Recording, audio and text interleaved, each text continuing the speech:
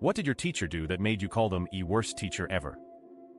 It wasn't a teacher, but the school librarian I'd bump heads against on what I was and wasn't allowed to read. She had learned I was dyslexic from my speech therapist that went to warn her that as part of my therapy I would be taking out a larger amount of reading material than usually permitted for grade 5/6 student. However, the therapist didn't mention I would be taking out the young adult literature and not the picture books reserved for the special needs kids and younger grades.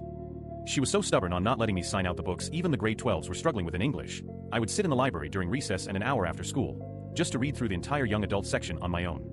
The teacher in charge of supervision during recess didn't like that I would sit inside all day, but didn't want to get into an argument with either my therapist or the librarian. The only books I ever got a poor score on when the school introduced mandatory reading quizzes to gauge what reading level you could check out was Black Beauty and Anne of Green Gables.